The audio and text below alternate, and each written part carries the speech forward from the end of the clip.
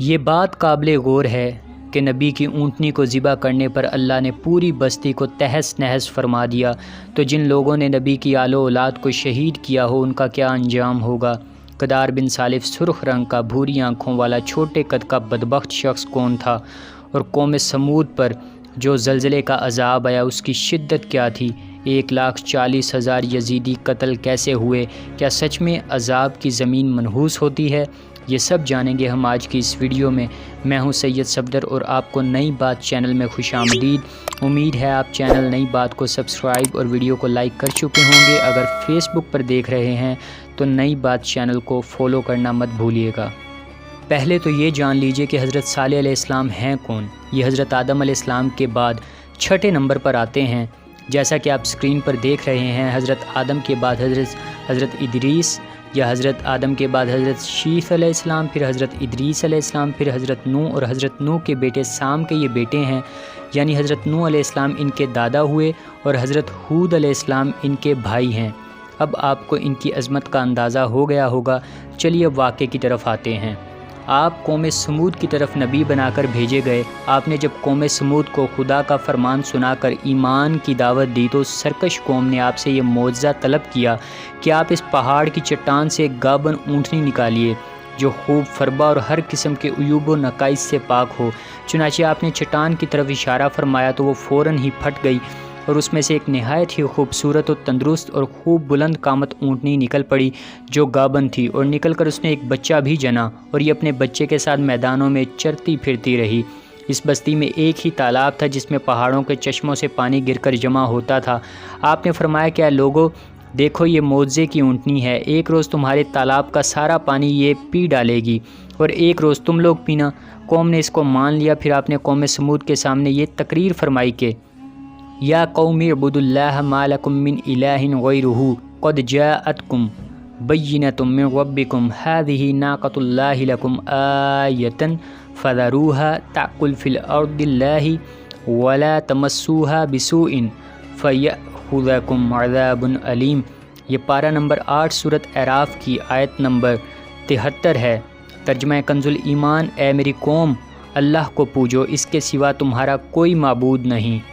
بے شک تمہارے پاس تمہارے رب کی طرف سے روشن دلیل آئی، یہ اللہ کا ناقہ ہے، یعنی یہ اللہ کی اونٹنی ہے تمہارے لیے نشانی، تو اسے چھوڑ دو کہ اللہ کی زمین میں کھائے اور اسے برائی سے ہاتھ نہ لگاؤ کہ تمہیں دردناک عذاب آئے گا۔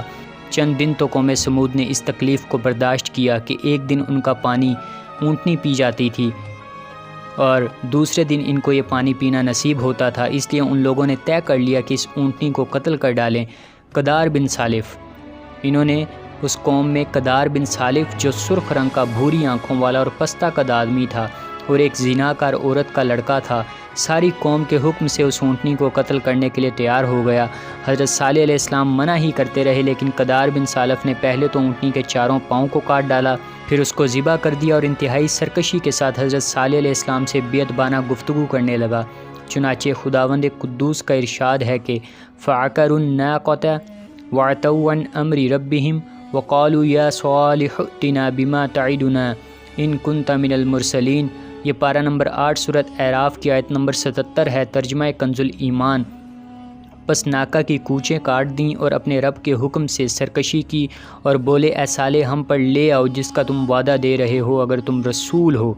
قوم سمود کی اس سرکشی پر عذاب خداوندی کا ظہور اس طرح ہوا کہ پہلے ایک زبردست چنگھاڑ کی خوفناک آواز آئی، پھر شدید زلزلہ آیا جس سے پوری آبادی اتھل پتھل ہو کر چکنا چور ہو گئی، تمام عمارتیں ٹوٹ پھوٹ کر تہس نہس ہو گئیں اور قوم سمود کا ایک ایک آدمی گھٹنوں کے بل اوندھا گر کر مر گیا۔ قرآن مجید نے فرمایا فَأَخَذَتْهُمُ الرَّجْفَةُ فَأَصْبَحُوا فِي دَارِهِمْ جَاثِمِينَ۔ ترجمہ کنز الایمان: تو انہیں زلزلے نے آ لیا تو صبح کو اپنے گھروں میں اوندھے رہ گئے۔ حضرت صالح علیہ السلام نے جب دیکھا کہ پوری بستی زلزلوں کے جھٹکوں سے تباہ و برباد ہو کر اینٹ پتھروں کا ڈھیر بن گئی اور پوری قوم ہلاک ہو گئی ہے تو آپ کو بڑا صدمہ اور قلق ہوا، اور آپ کو قوم سمود اور ان کی بستی کے ویرانوں سے اس قدر نفرت ہو گئی کہ آپ نے ان لوگوں کی طرف سے منہ پھیر لیا اور اس بستی کو چھوڑ کر دوسری جگہ تشریف لے گئے، اور چلتے وقت مردہ لاشوں سے یہ فرما کر روانہ ہو گئے کہ یا قوم لقد ابلغتکم رسالۃ ربی ونصحت لکم ولکن لا تحبون الناصحین، اے میری قوم بے شک میں نے تمہیں اپنے رب کی رسالت پہنچا دی اور تمہارا بھلا چاہا، مگر تم خیر خواہوں کے غرضی یعنی پسند کرنے والے ہی نہیں۔ خلاصہ کلام یہ ہے کہ قوم سمود کی پوری بستی برباد و ویران ہو کر کھنڈر بن گئی اور پوری قوم فنا کے گھاٹ اتر گئی کہ آج ان کی نسل کا کوئی انسان روئے زمین پر باقی نہیں رہ گیا۔ اس سے دوستو ہمیں کیا درس ملتا ہے؟ اس واقعے سے یہ سبق ملتا ہے کہ جب ایک نبی کی ایک اونٹنی کو قتل کر دینے والی قوم عذاب الہی کی تباہ کاریوں سے اس طرح فنا ہو گئی کہ ان کی نسل کا کوئی انسان بھی روئے زمین پر باقی نہ رہ گیا، تو جو قوم اپنے نبی کی آل و اولاد کو قتل کر ڈالے گی، بھلا وہ عذاب الہی کے قہر سے کب اور کس طرح محفوظ رہ سکتی ہے؟ چنانچہ تاریخ شاہد ہے کہ کربلا میں اہل بیت نبوت کو شہید کرنے والے یزیدی، کوفیوں اور شامیوں کا یہی حشر ہوا کہ مختار بن عبید کے دور حکومت میں یزیدیوں کا بچہ بچہ قتل کر دیا گیا اور ان کے گھروں کو تاخت و تاراج کر کے ان پر گدھوں کے ہل چلائے گئے، اور آج روئے زمین پر ان یزیدیوں کی نسل کا کوئی ایک بچہ بھی باقی نہیں رہ گیا۔ حاکم محدث نے ایک حدیث روایت کی ہے کہ اللہ تعالیٰ نے اپنی حبیب صلی اللہ علیہ وسلم پر وحی بھیجی تھی کہ قوم یہود نے حضرت زکریا علیہ السلام کو قتل کر دیا، تو ان کے ایک خون کے بدلے 70,000 یہودی قتل ہوئے، اور آپ کے نواسے رسول حضرت امام حسین رضی اللہ تعالیٰ عنہ کے ایک خون کے بدلے 70,000 یعنی 1,40,000 کوفی و شامی مقتول ہوں گے۔ چنانچہ اللہ تعالیٰ کا وعدہ اس طرح پورا ہوا کہ مختار بن عبید کی لڑائی میں 70,000 کوفی و شامی قتل ہوئے، اور پھر عباسی سلطنت کے بانی عبداللہ صفا کے حکم سے 70,000 کوفی و شامی مارے گئے، کل ملا کر 1,40,000 مقتول ہو گئے۔ بہرحال یہ یاد رکھیے کہ اللہ تعالیٰ اپنے محبوبوں کی ہر چیز کو اپنا محبوب بنا لیتا ہے، لہٰذا خدا کے محبوبوں کی آل و ازواج ہوں یا اصحاب و احباب یا ان سے نسبت و تعلق رکھنے والی کوئی بھی چیز ہو، ان میں سے کسی کی بھی توہین و بے ادبی سے خداوند قہار کا قہر و غضب ضرور کسی نہ کسی عذاب کی صورت میں ظاہر ہوتا ہے۔ لہٰذا ہر وہ چیز جس کو اللہ کے محبوبوں سے نسبت حاصل ہو جائے اس کی تعظیم و تکریم لازم و ضروری ہے، اور اس کی توہین و بے ادبی عذاب الہی کی ہری جھنڈی اور تباہی و بربادی کا سگنل ہے۔ روایت ہے کہ جنگ تبوک کے موقع پر سفر میں حضور اکرم صلی اللہ علیہ وسلم قوم سمود کی بستیوں کے کھنڈرات کے پاس سے گزرے تو آپ نے فرمایا کہ خبردار،